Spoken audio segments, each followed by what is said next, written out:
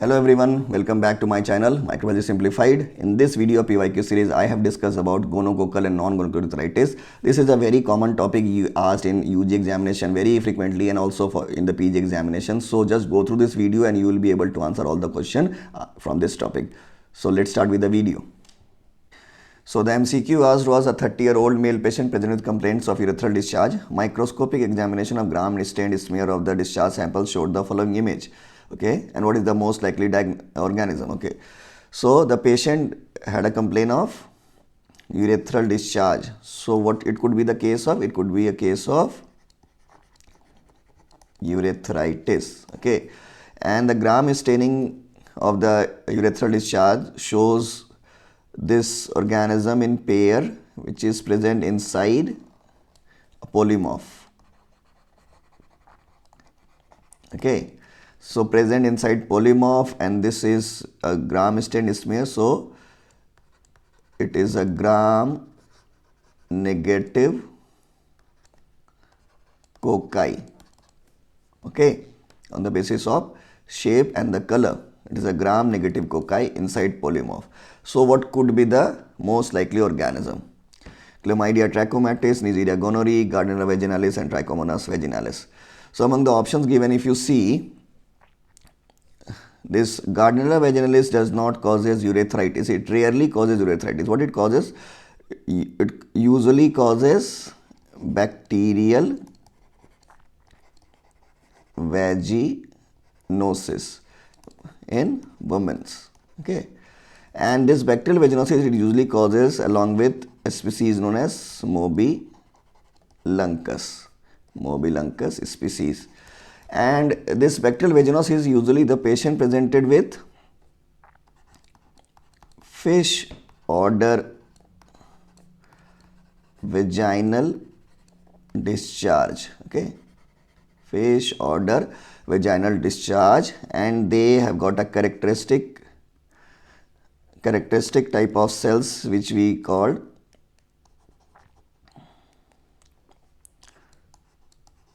clue cells. Okay, and what is clue cells? Clue cells are basically epithelial cells which is covered with gram variable bacilli. So epithelial cells covered with gram variable bacilli are the clue cells, which is basically diagnostic of bacterial vaginosis. And the treatment we used to do for bacterial vaginosis is metronidazole. So this is about Gardnerella vaginalis. Okay, so this is obviously not the correct answer to this question. Now coming to the rest of the three, Chlamydia trachomatis, Neisseria gonorrhoeae and Trichomonas vaginalis. These three are known to cause urethritis. Okay, but then Trichomonas vaginalis is basically a protozoan parasite, and it is a flagellate, and it has got only one stage, that is the flagellar stage. So, and it is also not intracellular, so this is also out. Now these two, Chlamydia trachomatis and Neisseria gonorrhoeae, both of them causes urethritis and both of them are intracellular parasite. Okay, so they can be found inside the cell. Okay, but then Chlamydia trachomatis are not gram negative, and this Chlamydia trachomatis are usually present inside epithelial cells. Whereas this Neisseria gonorrhoeae is found predominantly within polymorphs. Okay, so answer to this question is Neisseria gonorrhoeae. Okay, so I hope this explanation is sufficient to answer this question. Okay, so but then again we should know about the other features of urethritis which is caused by either this Neisseria or Chlamydia trachomatis, which I have told you, and some of the key points of the various organisms. So we will continue with the lecture. Okay, so urethritis is mainly divided into gonococcal urethritis and non-gonococcal urethritis. Okay, so this gonococcal urethritis is caused by Neisseria gonorrhoeae, and that is why it is known as gonococcal urethritis. Whereas non-gonococcal urethritis is a entity in which is basically caused by organism other than Neisseria gonorrhoeae. So what are those organisms? Those are Chlamydia trachomatis, which is the most common cause of non-gonococcal urethritis. Okay, Mycoplasma genitalium, Ureaplasma urealyticum, Trichomonas vaginalis, herpes simplex virus, and adenovirus. So these are the common causes of non-gonococcal urethritis in descending order of their occurrence. Okay, so most common is Chlamydia trachomatis, followed by Mycoplasma genitalium and Ureaplasma urealyticum. Okay. So now what is the difference between these two types, that is gonococcal and non-gonococcal urethritis?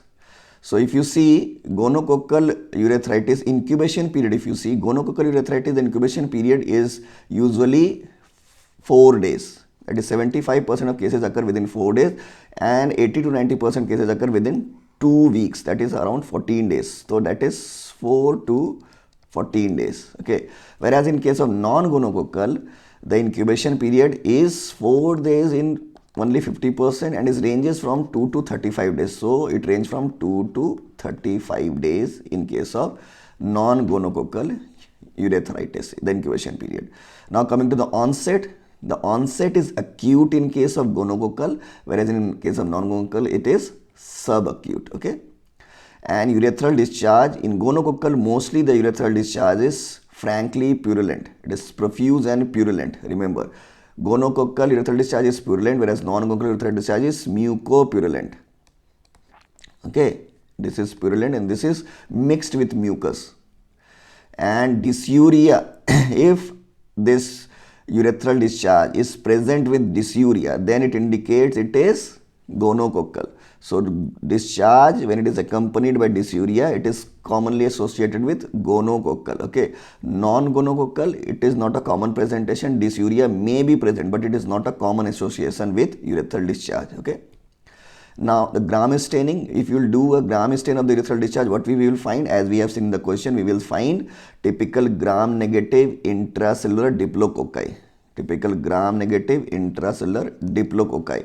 Whereas in non-gonococcal, we will not find any such findings. Okay. So this is the basic difference between gonococcal and non-gonococcal, but then this difference is very overlapping. So we cannot clinically differentiate on the basis of clinical features that the patient who is suffering from which type of urethritis, that it may be a gonococcal or non-gonococcal. So to confirm the etiology, we have to perform the Gram staining, and even if Gram staining is not satisfactory, then we need to go for further evaluation. So we will see this in the later part of the video. So the diagnostic consideration for a case of urethritis, what we should consider while diagnosing a case of urethritis. So what points we should see? The first point is the presence of mucoid, mucopurulent or purulent discharge on examination. So a urethral discharge which may be a mucoid, which may be mucopurulent or which may be purulent should be there. Second thing, Gram stain of urethral secretion of the discharge should contain more than equal to 2 WBC per oil immersion field.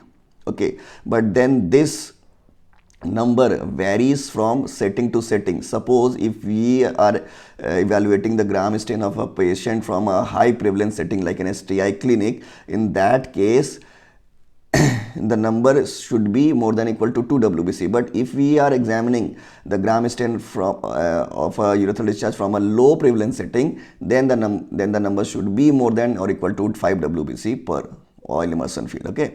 So this is the criteria for the evaluation of WBC in the urethral discharge by Gram staining. Okay. Now positive leukocyte esterase test found on first void urine. This is also indicative of urethritis. And microscopic examination of sediment from a spun, that is centrifuged first void urine, demonstrating more than 10 WBC per higher power field is suggestive of urethritis. So remember this, Gram stain of urethral discharge showing more than 2 WBC per oil immersion field.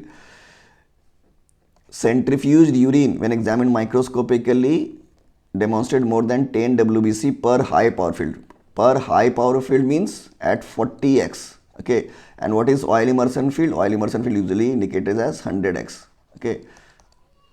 So 2 WBC per oil immersion field from the urethral discharge, and from the urine more than 10 WBC per field, but then it should be in the centrifuge urine, not in the non-centrifuge urine. And obviously the presence of discharge, which may be mucoid, mucopurulent or purulent, and positive leukocyte esterase test. Okay.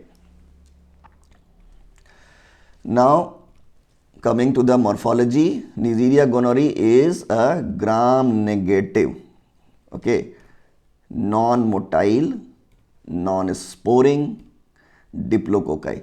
Gram-negative, non-motile, non-sporing diplococci, and these diplococci are arranged in such a way that the adjacent sides are concave like this. Okay, so it somehow look like a kidney bean shape. The kidney bean shape is characteristic of gonococcus or Neisseria gonorrhoeae. Okay, and it is intracellular, and where it is predominantly found, I told you it is predominantly found within the polymorphs. Okay, polymorph, and you can see here in this image, this is the kidney bean shape of the diplococci, and also you can see this structure, and this structure are the pili on the surface of the bacteria. And this is the same image in which you can see the organism is present in pairs. So this is gram-negative intracellular diplococci. Okay, remember this. In short, you can remember GNID, gram-negative intracellular diplococci. Okay. Now coming to the antigenic structure, it has got a few important structure which is responsible for the virulence. Some of them are outer membrane proteins. So what are those outer membrane proteins which act as an important virulence factor? First is pili, as I shown you in the image. This pili is basically facilitates adhesion and inhibits phagocytosis of the bacteria by the macrophages. So this pili has got two roles. One is to adhere the organism to the target cell, and second, inhibit the phagocytosis by the macrophages. Okay. Second is opacity associated protein. This opacity associated protein, it also helps in adherence and invasion, and it is also responsible for opaque colonies of the bacteria, and this is because of intergonococcal adherence to each other. So it will also leads to adherence of the gonococcus to each other, leads to formation of opaque colonies. So this opaque colony is because of this OPA, that is OPA protein, opacity associated protein. Okay, and the third is sporine, and these sporines are basically strain specific and used for gonococcal serotyping. Okay. Now the second important antigenic structure for virulence is lipo-oligosaccharide. This lipo-oligosaccharide, if you remember, is present apart from Neisseria. It is present in Haemophilus, it is present in Bordetella, it is present in Moraxella. So remember, it is present in Haemophilus, it is present in Bordetella, it is present in Moraxella. Okay, apart from Neisseria.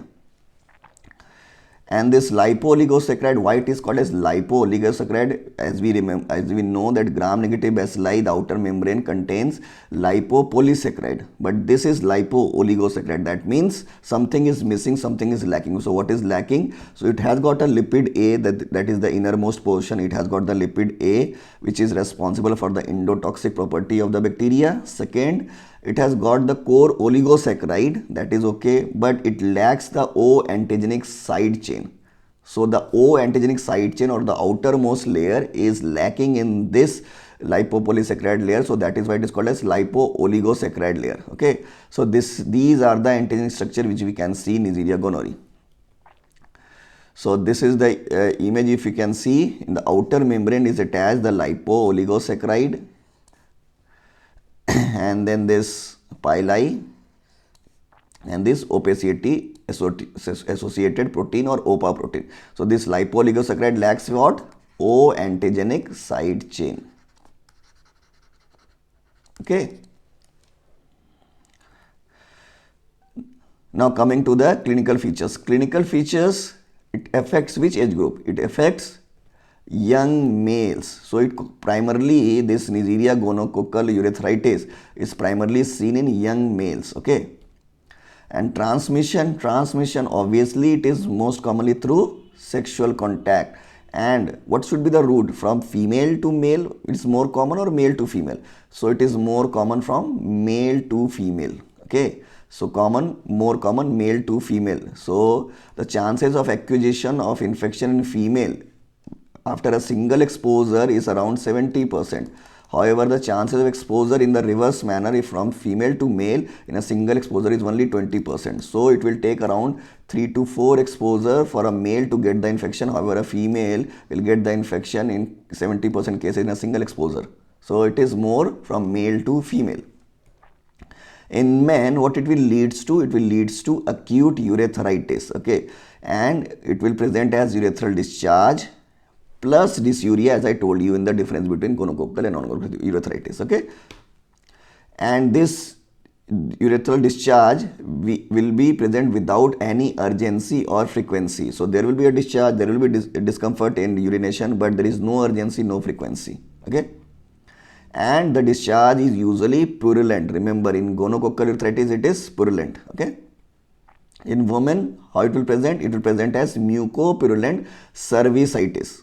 Okay, and this mucopurulent cervicitis is usually associated with candidal or trichomonal vaginitis. Okay, so whenever if you see a case of gonococcal cervicitis, you will find that there may be a associated candidal infection of the vagina or trichomoniasis. Okay, and also we can see gonococcal vaginitis, but this gonococcal vaginitis is rare in healthy women.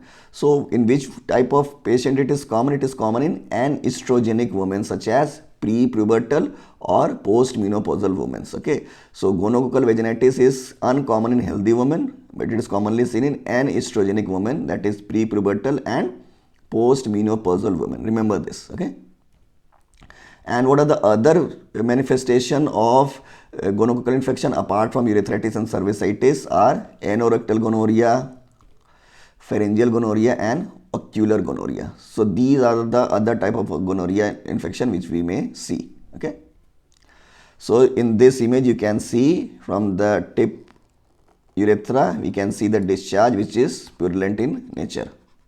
So this is characteristic of acute urethritis in males.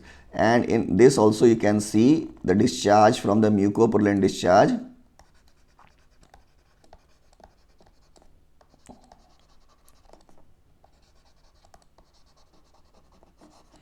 from the cervix. Okay, so now coming to the lab D. The lab D, if you see, the transport medium which we use for transporting the specimen for Neisseria gonorrhoeae should be transported in Stewart's medium, and this swab which is used for collection of the urethral discharge should be charcoal impregnated swab. Okay, so charcoal impregnated swab should be transported in Stewart's medium. Remember, Stewart's medium, charcoal impregnated swab. Okay, culture medium which is used for culture of Neisseria gonorrhoeae is a selective medium which is MTM, modified Thayer-Martin medium. Okay, modified Thayer-Martin medium, and this modified Thayer-Martin medium contains certain antibiotics which will make this medium a selective medium for Neisseria gonorrhoeae. And what are those antibiotics? Those are vancomycin,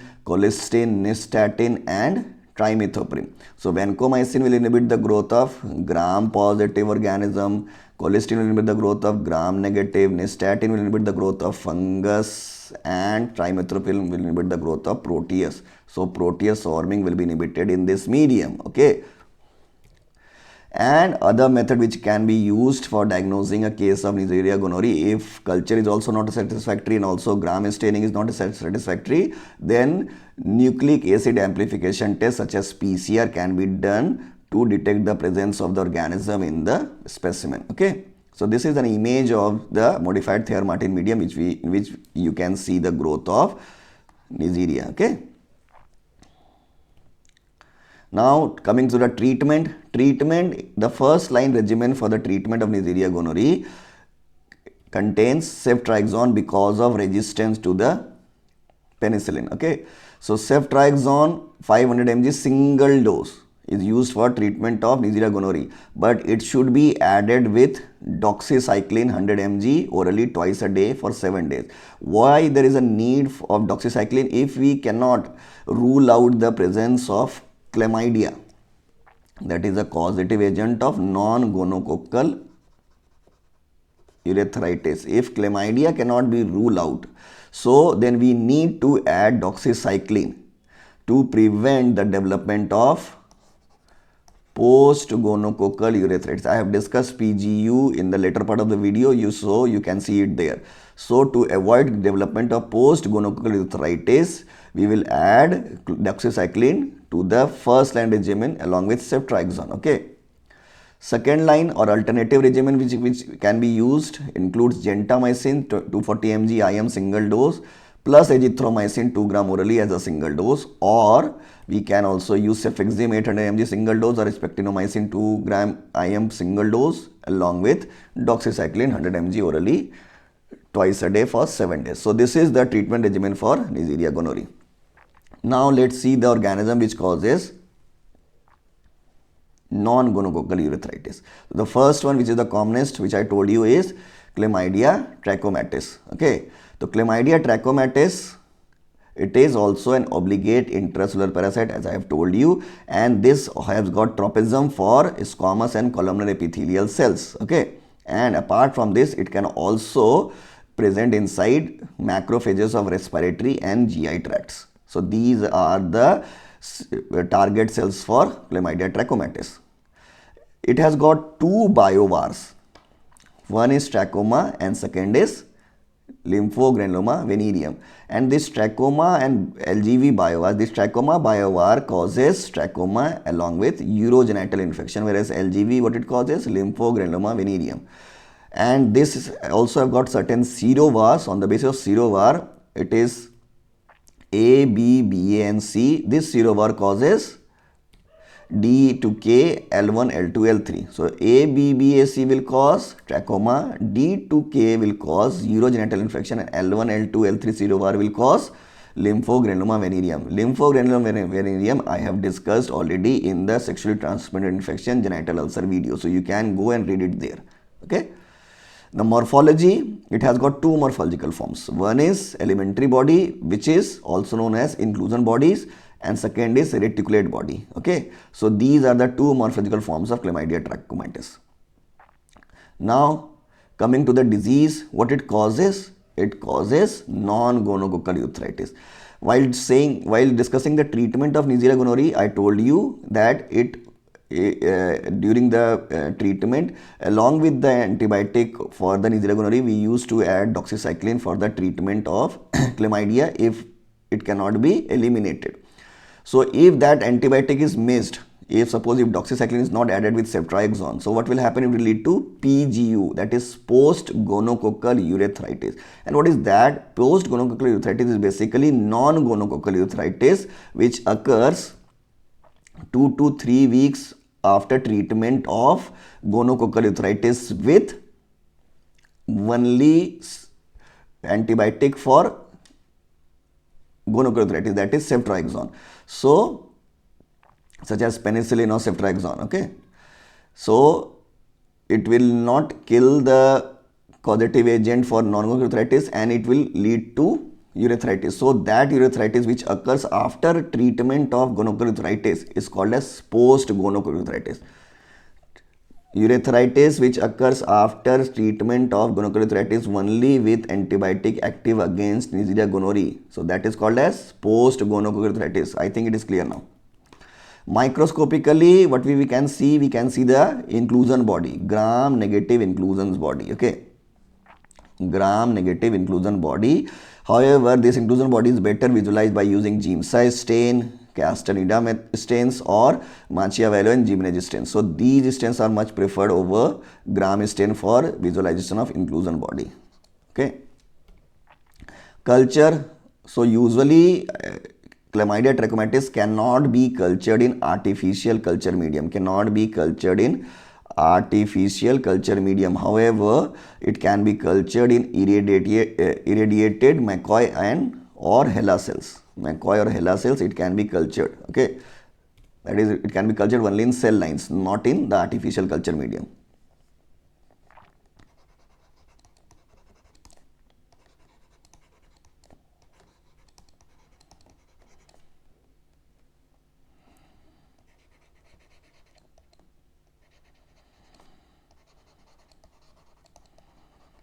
Okay, and also if anything doesn't work, what we can do, we can go for nucleic acid amplification test. So as per CDC, if gram staining does not show gram negative intracellular diplococci, we should always go for nucleic acid amplification test to detect the presence of Neisseria gonorrhoeae and Chlamydia trachomatis. So as per CDC, the normal method for isolation of the organism in case of urethritis is nucleic acid amplification test after gram staining. Okay, and it is most sensitive and recommended method. And the treatment for Chlamydia trachomatis, I already told you, doxycycline 100 mg orally 2 times a day for 7 days. Or also we can use azithromycin 1 gram orally in a single dose, or levofloxacin 500 mg orally once daily for 7 days. So these are the antibiotics which can be used for treatment of Chlamydia trachomatis urogenital infections. Okay.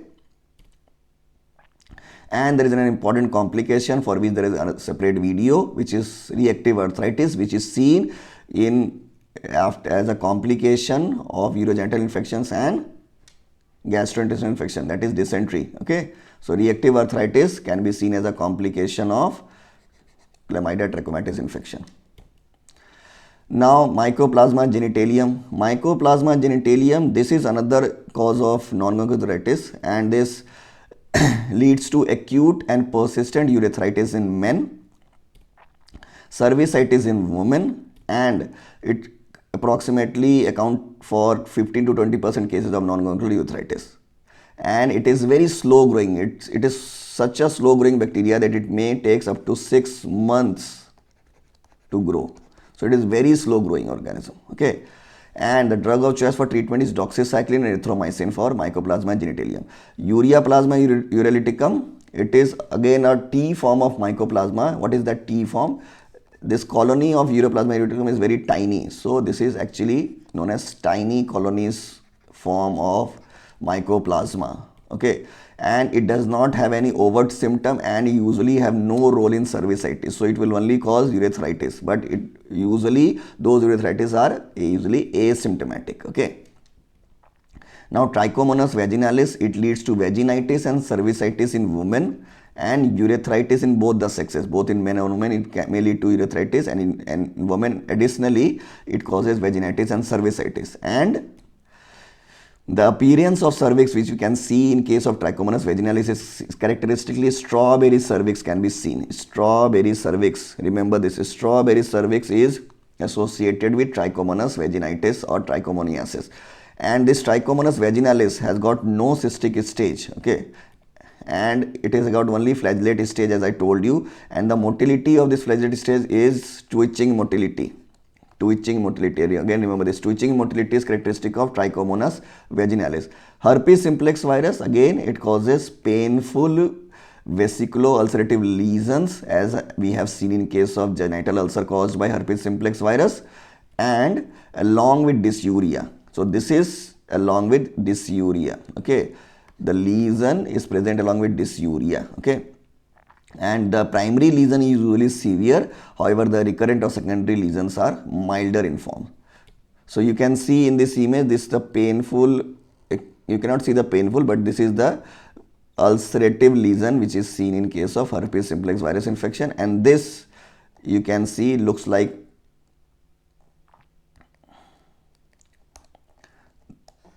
strawberry. This is the strawberry cervix.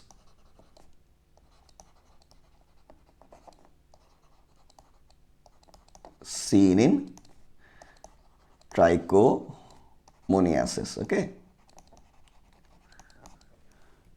so I hope I have cleared your doubt about this gonococcal and non-gonococcal if you have any, and if you go through this video you will be able to answer all the questions related to urethritis, either gonococcal or non-gonococcal. This is little short video because I have tried to include all the agents causing the urethritis, so I have not gone into detail of any agent individually, but definitely the gonococcus and this chlamydia trachomatis has been discussed in detail, and more than that is not required. Okay, so all the best, take care.